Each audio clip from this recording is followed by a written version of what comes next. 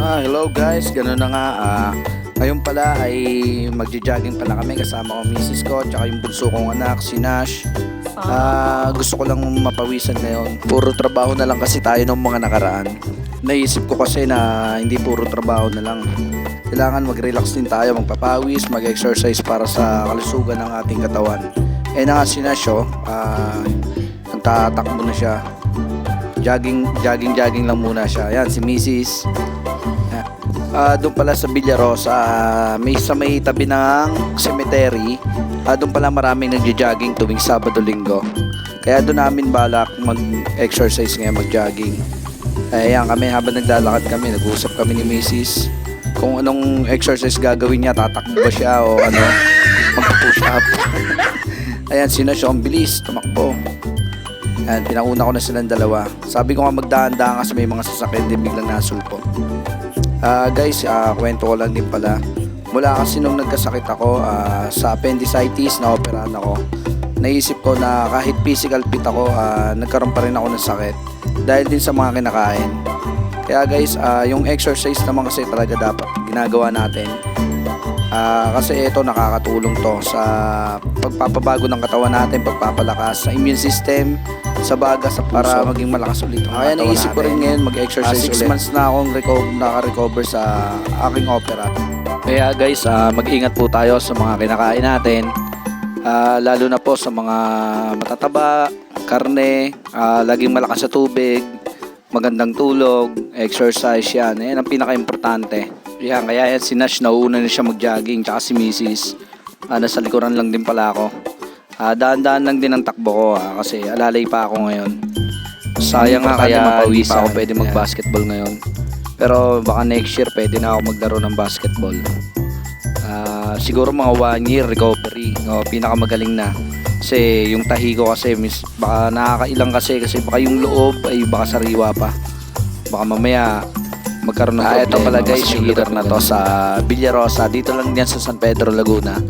Maganda rin siya, maluwag siya, tsaka ito yung environment maganda, mapuno pa rin siya ang lugar na to. Dati pala itong lugar na to ay lupa lang, ngayon ay na-develop na, naging simentado na siya. Kaya yung mga nadaan dito, lalo na shortcut to papunta ng San Jose, papunta na rin siya ng Langgam, paikot po siya papuntang bayan. Kaya ito napakalapit na daanan na malapit na shortcutan ng mga tao. Ito pala, ito malapit na rin kami sa sementeryo. Start na kami mag-jogging. Dito maluwag siya, ganda ng area na to. Tingnan mo yung paligid niya. Hindi mo nga akalaing sementeryo siya Parang park lang Ayan Ayan, napakaganda, di ba? Maluwag siya, pwede kang umikot dyan. Mamaya papasok kami dyan kasi marami nagja-jogging sa loob. Ayun yung kalsada, yung harap ng sementeryo. Dito pala yan, Villarosa. Ayan, maganda. Ayan, simula na kami mag-exercise. Umpisa muna, warm up muna kami. Ayan. Kending muna ang balakang. Ayan, start. Sumama na si Nash tsaka yung asawa ko. Ayan, dahan-dahan lang, baka mapunit ang tahi. Ayan, stretch muna ng katawan. Ayan, Yan. Ang ganda ng araw dyan. Totoo kami sa araw dyan. Vitamins pa yan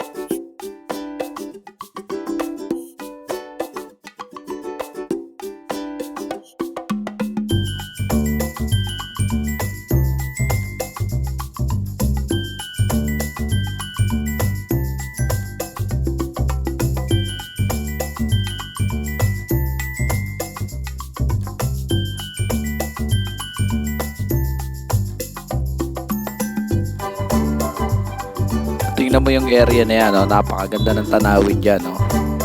Dito yan sa may likod. Ayan, may CR din sila dito. Ayan, paangat yan, oh. Doon yan sa may entrance, pababa yan. Ayan, napakaganda ng tanawin, eh, no? Likod ng sementeryo. Ayan, pababa na kami. Ayan, oh. Napakaganda.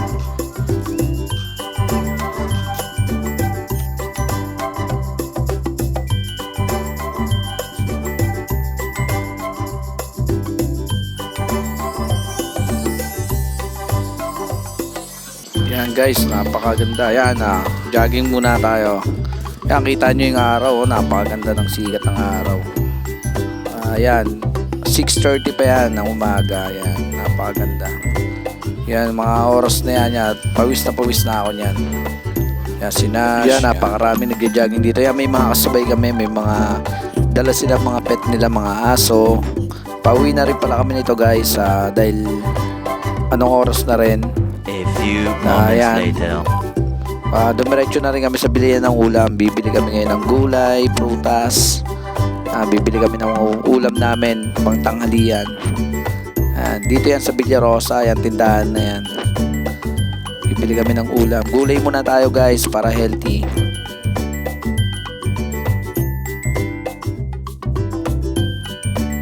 Yan, pag uwi pala namin, lakad uli kami. Panibagong exercise ulihan. Yan, lakad kami, nangiti pa si Mrs. Oh. Yan, si Nash na una. Pauwi na kami niyan guys. Yan, kasagsagan yan, mga alas 7 na yan. Umaga. Yan, oh, naglalakad kami. Tignan nyo yung araw, oh. Tirik na yung araw. Yan, oh. Malayo lang yung lakad. So, yan nga guys. Salamat sa lahat ng sumusuporta sa aking YouTube channel, Supremo Channel, at FB page, John Ward Marinas. Sana po supportahan niyo po palagi. Salamat po sa inyong lahat. God bless all.